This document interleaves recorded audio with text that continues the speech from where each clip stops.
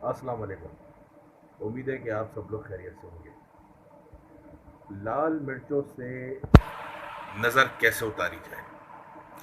ویسے تو یہ جو ٹوٹکا ہے لال مرچوں سے نظر اتارنے والا، یہ تقریباً ہر گھر میں استعمال ہوتا رہا ہے اور ہوتا رہتا ہے، اور عموماً لوگ اس سے واقف ہوتے ہیں، خاص طور پہ پرانے جو بزرگ حضرات ہیں۔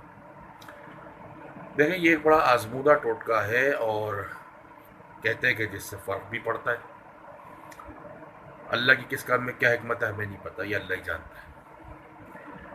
7 ثابت لال مرچیں آپ لے لیں، اور جس پر بھی نظر بد کا گمان ہے، ہاتھ میں سیدھے ہاتھ میں وہ مرچیں لے کے بسم اللہ الرحمن الرحیم پڑھ کے 7 مرچیں لے کے اس کے سر کے اوپر 7 مرتبہ ایک طواف سا کرے ہاتھ سے، اور اس کے بعد 3 مرتبہ قل هو اللہ احد پڑھ کر، یا 1 مرتبہ قل هو اللہ احد پڑھ کر ان مرچوں پہ دم کر دیں اور انہیں آگ میں جلا دیں۔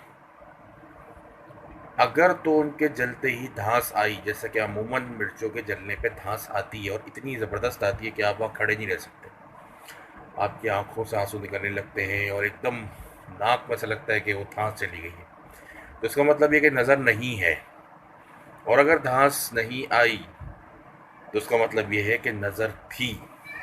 مکمل اور مضبوط طریقہ تو یہ ہوتا ہے کہ اگر دھانس نہیں آئے تو دوبارہ کریں، کہ جب تک گھاس نہیں آتی اس وقت تک کریں، یہ مضبوط طریقہ ہے۔ عموماً لوگ ایک دفعہ کر کے چھوڑ دیتے ہیں چیک کرنے کے بعد کہ گھاس آئی کہ نہیں آئی، لیکن اصولاً تو ان کو کرتے رہنا چاہیے اس وقت تک جب تک کہ گھاس نہ آئے، یعنی کہ مکمل طور پہ نظر کا خاتمہ نہ ہو جائے۔ اس کے علاوہ اللہ تعالیٰ کی صورتوں میں بڑی طاقت ہے، قرآن کی صورتوں میں بڑی طاقت ہے۔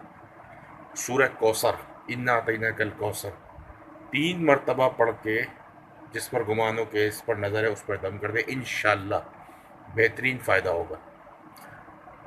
یا پھر سورہ فلق اور سورہ ناس، یہ 2 بڑی بہترین صورتیں قرآن مجید کی آخر کی صورتیں، اور یہ نزول ان کا جو آپ سب کو ہی پتہ ہوگا کہ نزول ہوا ہی اس وجہ سے تھا کہ جب آپ صلی اللہ علیہ وآلہ وسلم پہ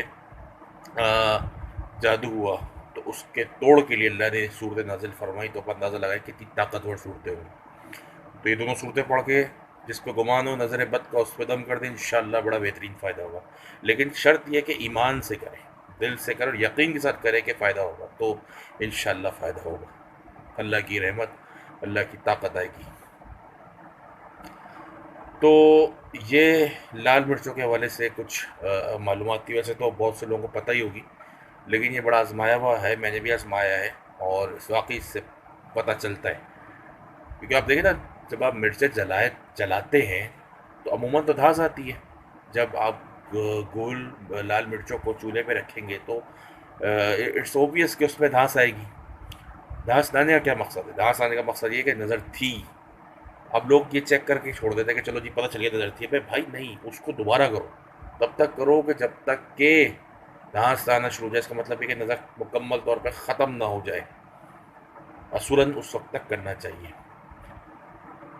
تو یہ کچھ معلومات تھی لال مرچوں سے نظر کیسے اتارتے اس حوالے سے۔